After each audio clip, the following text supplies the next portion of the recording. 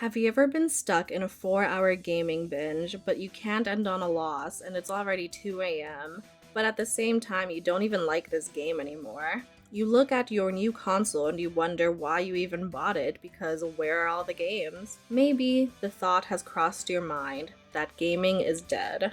Well, screw that. I'm here to tell you that it isn't dead, and here's why. I love video games. It's the whole reason why I made this channel, and I love the artistry behind every experience. There's a lot to be said about the current state of modern gaming, but that is the topic of a whole other video.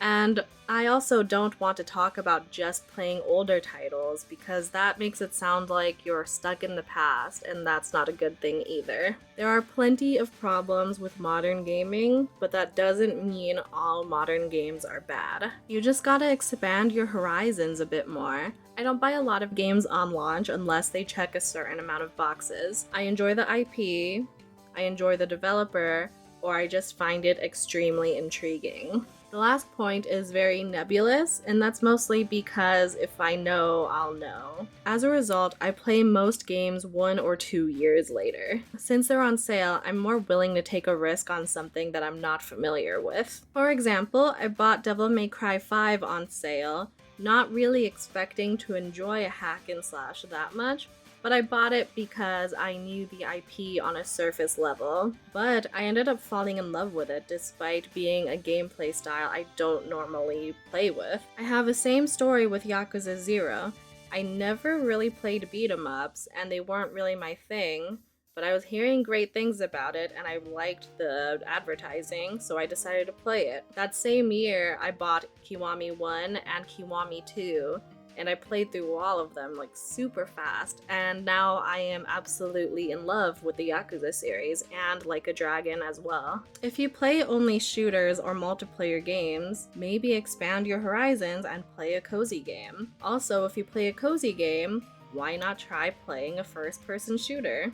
Cyberpunk 2077 can be your new cozy game of 2024 if you try it. If you're feeling bored with the titles you've been playing, but you still love gaming, then try to play something new. I don't believe that multiplayer and live service games are meant to be played every day for the rest of their lifespan, even if developers would love for you to do that. I don't think anyone can play that much without getting bitter or burnt out with the game. For example, I really loved Genshin Impact, but I started to dread doing the main quest, so I stopped playing the game. I've taken many breaks from Genshin in its lifespan. I'm not saying that I'm never going to return to Genshin, but maybe I won't.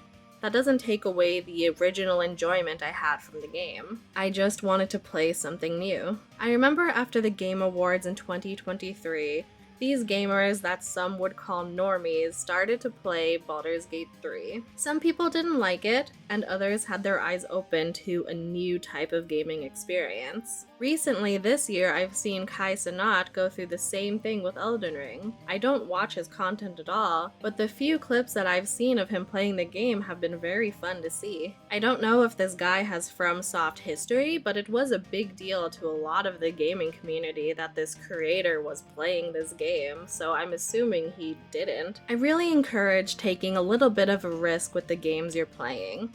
If you see a AAA title that you like, play it. Don't listen to the AAA hate that is spewing everywhere right now, because there are good AAA titles. I will say the same thing for indies. If you see an indie you like, play it. Not all indies are good.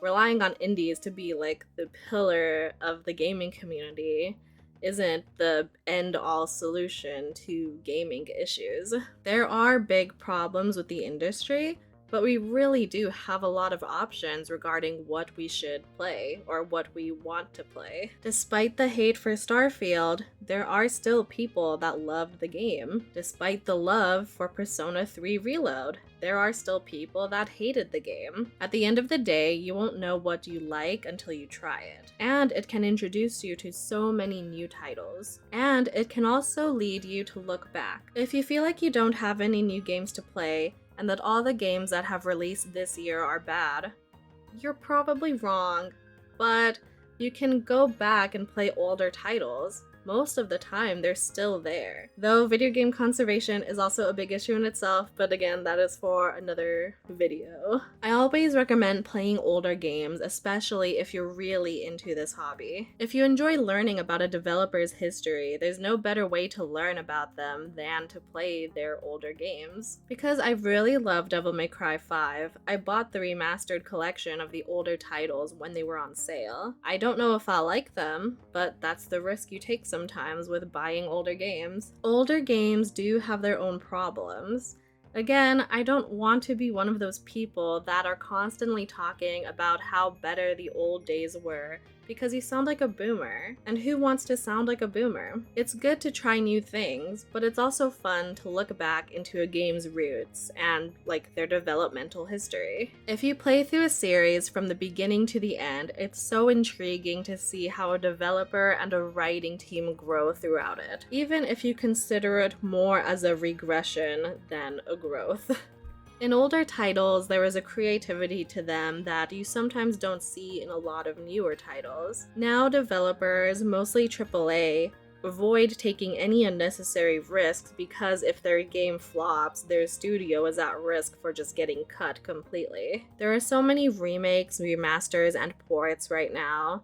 There are a lot of titles that you can find with your preferred console, though you might have to pay a monthly subscription for it. There are other ways to find older titles. This is objectively easier to do on the computer, but if you have various handhelds such as the PSP Vita or a Nintendo 3DS, there are also ways to mod those and you can get access to older titles. I really love playing older games, especially when they go on sale. That is the theme of this video, just buy everything on sale. That's how I got introduced to Dragon's Dogma: The Dark Arisen, and I loved that game. Now I want to play the second one, even if I'm not hearing that good of things about it. I'm still very interested in it. I played the original Baldur's Gate 1 and 2 after I beat Baldur's Gate 3. It was so interesting to see a new aspect of that world and also see characters from 3 in that game, Jaheira and Minsk, interact with one another and their original party. It was so cool to see how the events of Baldur's Gate 1 and 2 still shaped some of the events in Baldur's Gate 3. The graphics will be dated, especially if you play a much older title. The mechanics might have a bit of jank to it, but I think if you can get through all of that, you'll have a very fun and unique experience. I also want to quickly say that having other hobbies besides gaming is important. It's good to take breaks from things, and it makes you a much more well-rounded person. For example, if you exercise and stretch more, you'll be able to play games for longer because you're not going to be in constant pain because of how tense your muscles are. Reading or drawing can help exercise different parts of your brain. I've gotten into Dungeons and Dragons within the last year, and I wanted to DM, but then I started this YouTube channel, so that went out the window. But D&D is a great way to take a break from playing video games, and it also helps you be more social. To put it bluntly, you need to touch grass sometimes and interact with your real life to the best of your abilities. Besides that, the main point of this video overall is to just play other games. Try games you haven't heard of. Check social media, but not too much because their takes might not match yours. Get over your AAA high-fidelity graphics pride and try to see the charm in older games because you might find something that changes you. Letting go of the same games that are making you bored and unhappy is really that easy. I know it doesn't feel that way, especially once you've poured in so many hours of your life into that game, but letting go does not take that experience away from you. The more you try to hold on to something, the more you try to force these old feelings into coming back, the more these negative feelings will just fester within you. You will never be 13 again, playing this game and feeling this sense of childlike wonder, but there are things to discover right now, things to love right now, and if you can't find that, maybe you just need to let gaming go, whether it's for a break or forever. The only thing we can do now is to move forward with whatever passions we have now,